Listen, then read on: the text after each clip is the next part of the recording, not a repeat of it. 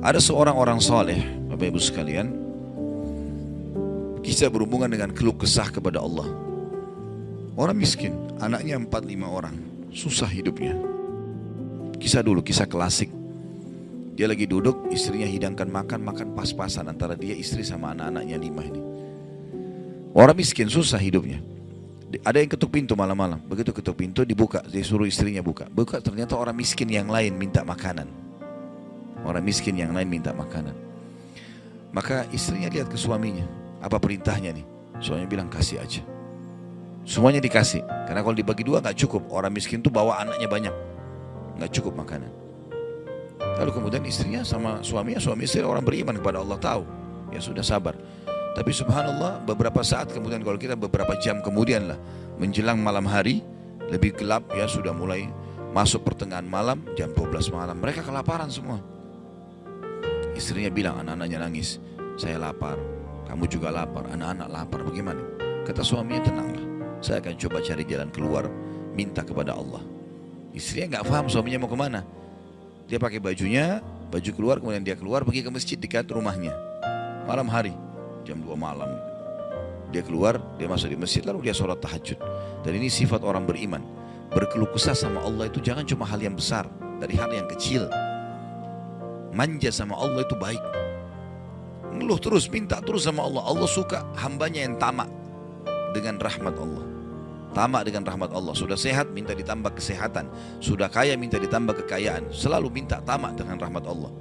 Dan sudah pernah saya bilang, meminta sesuatu agar nikmat ditambah atau bertahan, itu adalah pahala lebih besar daripada kalau cobaan sudah datang baru kita minta diangkat cobaan tersebut. Kita sehat, minta agar Allah pertahankan kesehatan, itu lebih besar pahalanya dibandingkan nanti sakit baru minta disembuhkan. Jadi tamak dengan rahmat Allah itu penting. Kalau bahasa saya sebenarnya bermanja-manja sama Allah. Selalu ya Allah bantu, ya Allah tolong, ya Allah mudahkan, ya Allah terus hidupnya. Kalimatnya selalu begitu. Orang ini masuk ke dalam masjid, dia sholat malam lalu dia minta sama Allah, doanya begitu, ya Allah engkau tahu aku kelaparan dengan istriku dan anakku malam ini, maka berilah kami makan. Minta makan sama Allah ya. Maka yang terjadi dalam kisah ini dikatakan ada seorang raja, pemimpin wilayah itu, sudah 1 minggu mau taubat. Sudah seminggu mau taubat. Dia tidak tahu harus kemana. Pada malam itu, di mana orang soleh yang miskin ini sedang ibadah, minta tolong kepada Allah dikasih makan. Raja ini gelisah, dia keluar lalu dia bawa 1 kantong uang emasnya. Dia bawa juga sekantong makanan yang terbaik yang dia punya di istananya. Kemudian dia bilang, ya Allah sebagai bentuk taubatku kepadamu, saya akan berikan ini kepada hambamu yang engkau tunjuk ya. Lalu kemudian sebagai bentuk juga, saya tidak memilih kecuali engkau yang memilih Allah, saya tidak akan pegang tali kekangan kuda ini, saya biarkan dia jalan kemana. Akhirnya orang raja ini naik di atas kudanya, dia bawa itu kemudian jalan kudanya mampir di masjid yang ada orang soleh itu. Dia bilang, saya tidak tahu kenapa kuda ini mampir di masjid. Lalu saya turun, saya temukan dalam masjid, waktu zaman dulu gak ada lampu, gak ada penerangan, cuma dia dengar suara gelap di masjid. Dia masuk, temukan ada orang ini lagi berkeluh kesah sama Allah, minta, ya Allah saya sama istri saya kelaparan sama anak-anak, berilah kami makan gitu. Maka dia bilang, raja ini pun setelah orang itu berdoa sholat lalu dipanggil, dia bilang, saya seorang raja di sini, saya raja di sini, saya sadar bertobat kepada Allah dan saya dengar doamu, tadi kau minta makanan, maka ini saya kasih, ini harta saya yang saya niat sedekahkan dengan makanan, ambillah. Dan kalau kau punya masalah lagi, datang ke istana saya kapan saja. Kira-kira saya mau tanya Bapak Ibu sekalian, kita jujur menjawab. Kalau seandainya kita di posisi orang ini, kita sudah dapat solusi. Kalau kita sekarang mungkin ada orang kasih kartu nama, nih ya, butuh apa saja telepon saya. Misal presiden, tidak usah presiden terlalu tinggi lah. Misal seseorang kita temui orang kaya, ada masalah apa saya telepon ke saya akan bantu. Saya yakin umumnya orang meninggalkan Allah pada saat itu. Sudah selesai, dia pikir orang ini sudah bantu, sudah selesai. Tiap hari telepon orang itu, telepon dikasih bantuan. Perhatikan orang soleh ini apa yang dia bilang. Waktu raja itu bilang, kalau ada keperluan apapun datang ke istana saya. Dia bilang, saya demi Allah tidak akan datang kepada anda kalau saya punya masalah. Tapi saya akan datang kepada Allah, Tuhan saya dan Tuhan anda, yang telah mengutus anda datang kepada saya malam ini membawa makanan. Justru kalau ada sudah solusi dari Allah, makin dekat sama Allah. Jangan sudah dikasih lupa ini. Ini poin penting bagaimana kita jaga berkeluh kesah kepada Allah. Jadi jangan berpikir Bapak Ibu sekalian, masa sih saya bisa sembuh hanya karena saya sujud? Masa sih saya bisa mendapatkan keturunan hanya karena saya sujud? Ini kesalahan ini. Justru harus kita fahami kalau itu bisa. Dan Allah punya cara. Setiap jawaban Allah kalau datang itu sesuai dengan sistem atau sunnatullah yang telah Allah ciptakan di alam kita ini. Misal saya berkeluh kesah, ya Allah sendal saya putus, gantikanlah. Sahabat begitu ya, para sahabat Nabi itu kalau sendalnya putus, ya Allah sendal saya putus, gantikanlah. Allah nggak lemparin sendal dari langit, nggak mungkin. Tapi apa yang terjadi? Allah gerakkan sesuai dengan sistem yang ada. Allah buat ada orang lain melihat kita kasihan dikasih sendal, atau dia dapat duit dia bisa beli sendal. Jawabannya Allah begitu, dalam bentuk sinyal datangnya. Jadi harus peka menangkap itu. Kemudian selanjutnya, tentu juga yang ini tadi contoh kisah orang yang berkeluh kesah kalau berhubungan dengan cobaan dari Allah ya. Dia tidak keluh kesah kecuali kepada Allah. Sekarang kita masuk ke contoh kalau cobaan dari manusia. Tadi saya bilang orang digunjing, orang dihina, orang difitnah segala macam. Dia tidak balas kebodohan dengan kebodohan. Jangan pelanggaran dengan pelanggaran. Pasangannya selingkuh, dia juga selingkuh. Dua-dua dosa. Dua-dua dihukum sama Allah. Tak ada urusan sama kita itu. Gak ada urusan sama kita.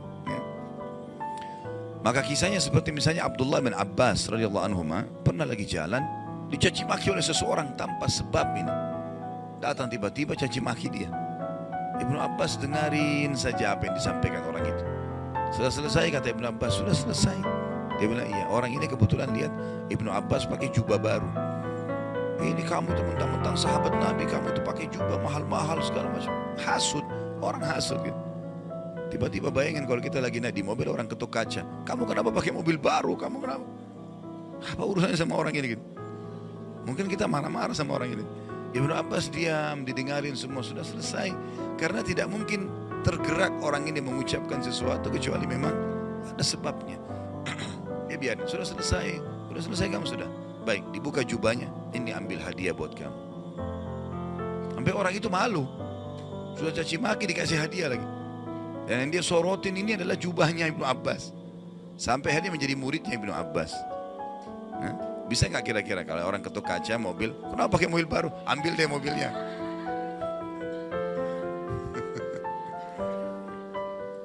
Baik, kisah yang lain, Ali bin Husain radhiyallahu anhu. Ini cucu Nabi SAW, anaknya Husain.